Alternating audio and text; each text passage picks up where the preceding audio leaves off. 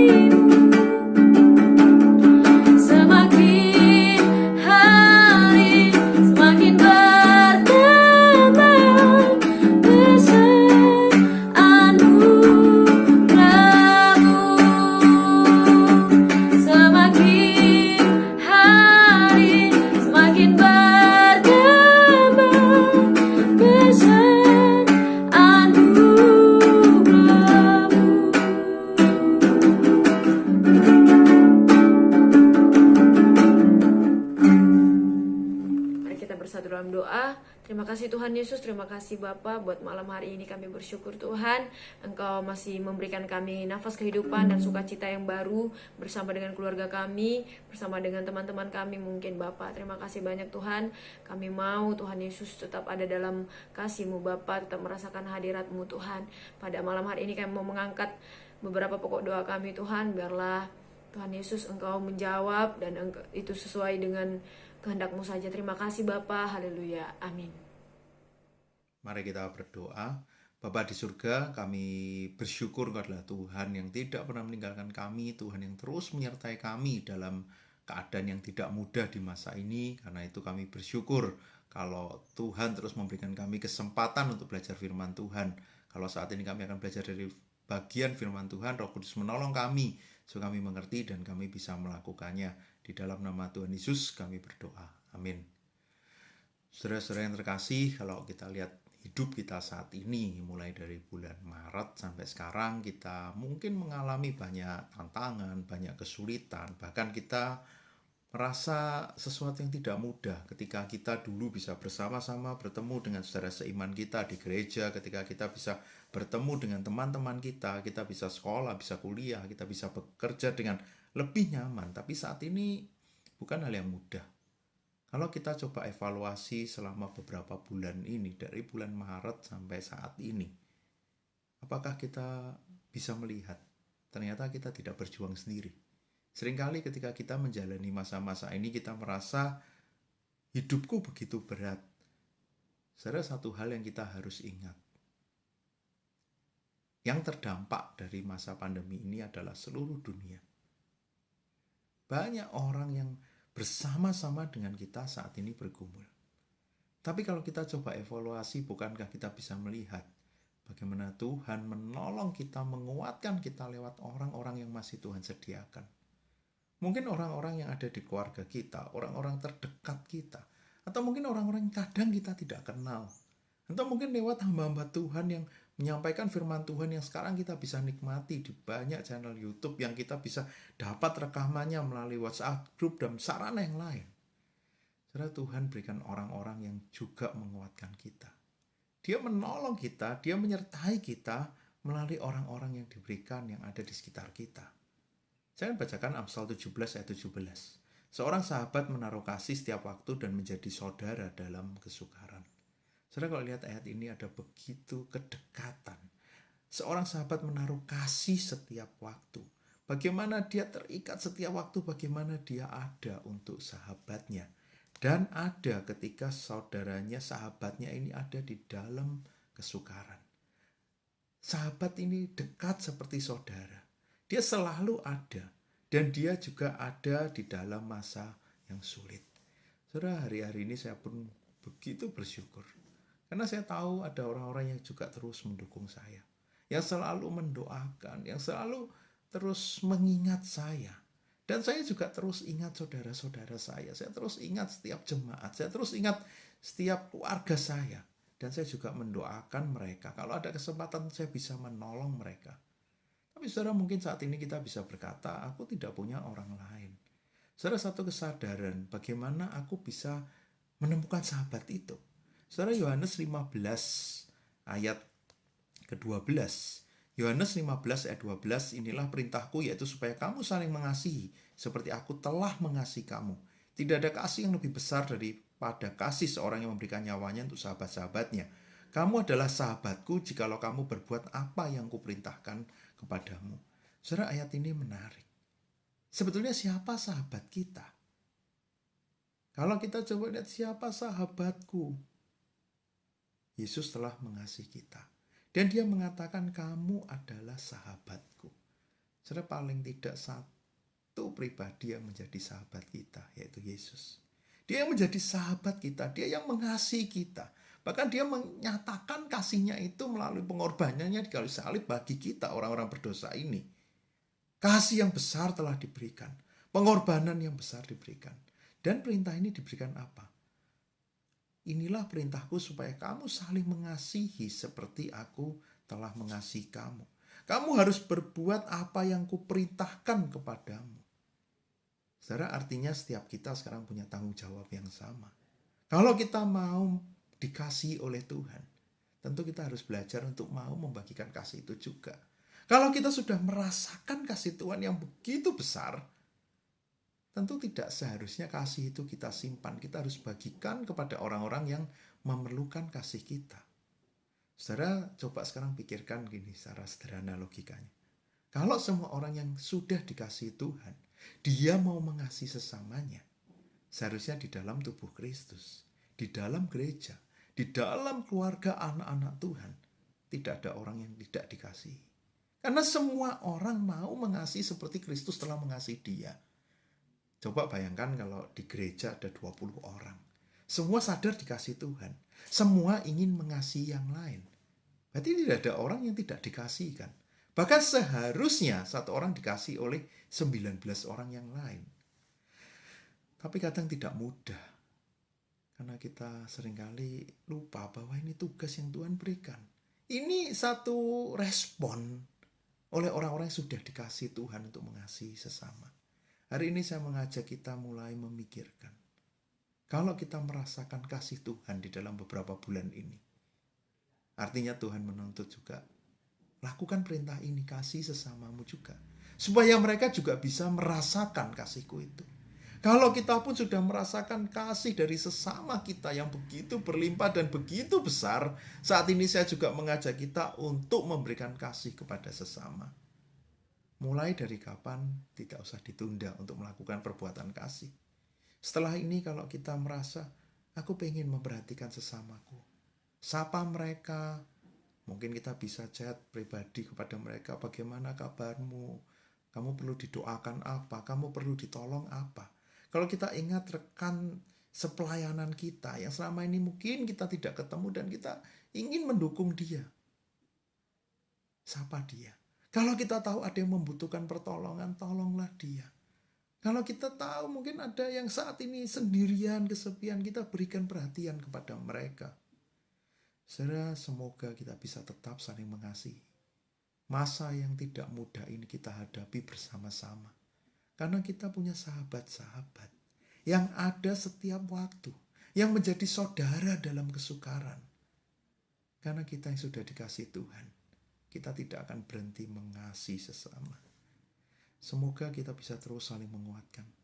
Saya pun rindu bisa terus mengasihi saudara. Kalau ada yang membutuhkan dukungan doa, silahkan sampaikan, saya akan doakan saudara. Kalau ada yang punya pertanyaan dan membutuhkan jawaban, silahkan berikan pertanyaan itu juga dan saya akan membantu. Semoga kita bisa hidup di dalam kasih. Melalui masa yang sulit ini bersama-sama, bergandeng tangan, terus ada bagi saudara yang lain. Mari kita berdoa. Bapa di surga, ini kami mau melihat betapa besar kasih Tuhan itu dalam hidup kami. Kasih itulah yang membuat kami tidak bisa untuk diam. Kasih yang membuat kami ingin meresponinya. Mengasihi Tuhan lebih lagi dan juga mengasihi sesama. Tuhan tolong kami supaya kami juga bisa melihat ada banyak orang yang Tuhan berikan di sekitar kami. Keluarga kami, sahabat kami, rekan sepelayanan kami, rekan gereja kami. Dan banyak orang yang lain yang Tuhan berikan. Bila kami juga mau ada untuk mereka. Kami mau menjadi sahabat bagi mereka yang ada setiap waktu dan menjadi saudara dalam kesukaran. Karena kami sudah merasakan kasih Tuhan. Kami juga mau membagikan kasih itu kepada sesama. Biarlah kami bisa menghadapi masa yang tidak mudah ini bersama-sama.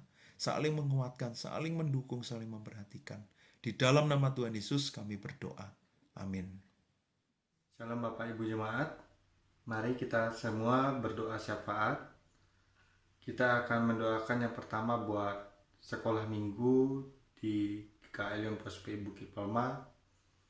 Walaupun sekarang ini masih dalam keadaan online, kita akan berdoa buat mereka terus bertumbuh dalam iman, terus mendapatkan firman Tuhan dimanapun mereka saat ini berada di rumah, dan terus dibimbing oleh orang tua, dan doakan mereka juga anak sekolah minggu kita, sekolah remaja kita yang saat ini masih dalam sekolah online, terus mereka diberikan pendidikan yang baik.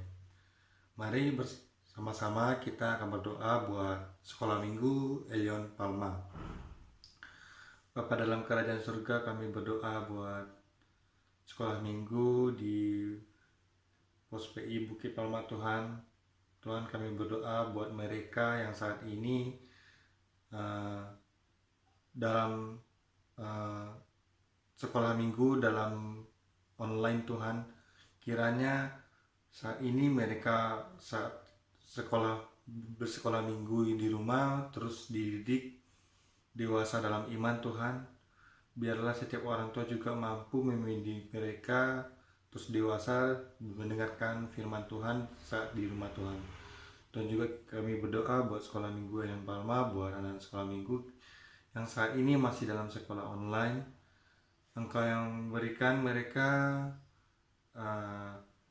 terus tekun belajar buat mereka Tuhan, dan kiranya buat mereka menjadi bertambah ilmu buat mereka. Tuhan, juga kami berdoa buat orang tua yang juga mendidik anaknya di rumah dalam sekolah minggu. Kiranya Engkau yang memberikan hikmat Tuhan buat orang tua saat ini yang mendidik anak, dan juga berikan mereka kedewasaan dan juga kemampuan mereka walaupun saat ini harus belajar dengan anak. Tuhan, ini doa kami hanya di dalam nama-Mu Tuhan Yesus kami berdoa. Yang kedua, kita akan berdoa buat negara Indonesia. Kiranya saat ini yang masih dalam masa pandemi COVID-19, pemerintah mampu melakukan kebijaksanaan yang dengan baik, khususnya buat Pak Jokowi dan menteri-menterinya. Kiranya kita akan dukung terus bersama, mampukan mereka untuk mengatasi masalah pandemi COVID-19. Dan juga kita akan berdoa buat sama-sama buat mereka, kiranya juga diberikan juga hikmat buat mereka agar mereka mampu juga baik dalam membeli ke vaksin COVID-19 dan menangani COVID-19 di Indonesia. Mari kita bersama-sama buat negara kita di Indonesia, terkhususnya pemerintahan Indonesia mampu menangani masalah pandemi COVID-19. Mari kita berdoa. Bapa dalam kerajaan surga, kami berdoa buat pandemi COVID-19 yang ada di Indonesia Tuhan. Tuhan, terkhususnya kami berdoa buat pemerintahan Indonesia, buat Bapak Jokowi dan menteri-menterinya, dan kiranya Engkau yang mampukan setiap mereka bekerja sama dengan baik Tuhan, mampu Engkau yang berikan hikmat Tuhan buat mereka agar mampu menangani COVID-19 Tuhan. Tuhan, Engkau tahu, Engkau yang mempercayakan kepada mereka Tuhan buat kepala negara di Indonesia Tuhan. Tuhan, Engkau yang sertai mereka baik kerjasama dalam membeli vaksin Tuhan, Engkau yang sertai Tuhan, dan juga dalam membuat aturan buat PSBB dan lain-lain Tuhan. Engkau yang sertai Tuhan buat pemerintah Indonesia, Engkau yang mampukan, dan terus Engkau yang juga kami tidak lupa berdoa buat kesehatan mereka, buat pemimpin-pemimpin kami terus diberikan kesehatan agar bisa mampu menangani COVID-19 juga dengan baik. Tuhan, hanya ini doa kami serahkan di dalam tangan-Mu, hanya di dalam nama-Mu Tuhan Yesus kami berdoa. Amin.